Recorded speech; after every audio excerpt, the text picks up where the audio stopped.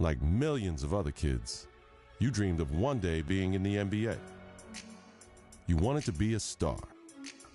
And someday, to rise above and become the greatest to ever play. You dreamed of being the one. But the road to stardom is never easy. There are obstacles, injuries, and disappointments. Adversity is universal. It can happen to anyone at any time. And one day, it happened to you. You went from being a guaranteed lottery pick to a kid who may never even play college ball again.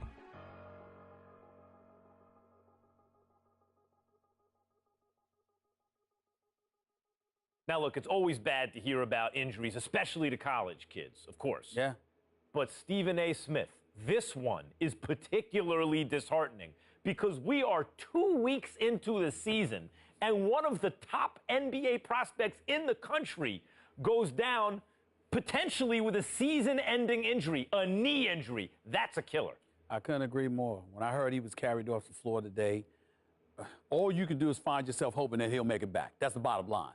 But my heart goes out to him because I didn't expect this. This is a devastating injury. It's never good to have something like this happen to you. The team doctor broke the news. Torn ACL, sprained MCL, and a torn meniscus. Surgery was scheduled, but your game will likely never be the same. At the 2016 NBA draft, your name is still mentioned. Not as a prospect, but as a cautionary tale.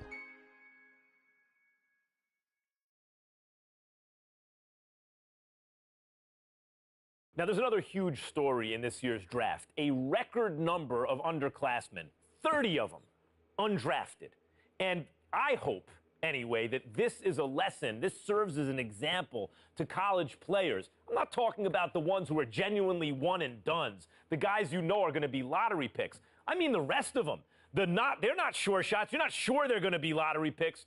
Don't just use the college system for a year thinking you're going to bounce. It doesn't work like that. Please. If you don't have the talent, it doesn't work. You got to be cultivated in the system. Please. There you go again with your blanket generalizations. You know how you are, oh, Max. The woe is me. Oh, my Lord. I can't take it. I just can't take it. It's a case-by-case basis. You can't just blanketly decide this should not be one and dones or this should be one and dones. You got to go on a case-by-case basis. Some dudes deserve to be one and dones. Some people don't. It's on a case-by-case basis. And that is my point. Thank you for making it for me. Every kid thinks they're the exception to the rule. And members of the media like, Stephen A. Smith, are encouraging these kids to come out early. Look, Max, bottom line is this. You got to take this into consideration. You had two dudes. They were called the Height brothers. Then you had Nick Howard. This kid had a lot of promise. What does he do? He goes to college. Very uneventful first year, no doubt. The second year, he was pretty good. Here's the problem. The NBA, it's not about pretty good. You need to be great on the collegiate level, on the prep level, in summer leagues and what have you, in order for you to get the stature that you deserve. That's the bottom line. Pretty good ain't good enough to be that stud NBA. That's exactly my point. Let me finish. There's another example. I did say the Height brothers. I wasn't talking about one individual. I was talking about two. What happens? One and done in a different way. 1 year, one ACL injury later, and look where he's at now. His future is clearly uncertain. So you got to take advantage of that opportunity because you never know when an injury is going to cost you everything. Stephen A., listen to yourself. Let's listen to yourself for a second. You give one argument for why a kid should come out early, a one-and-done situation.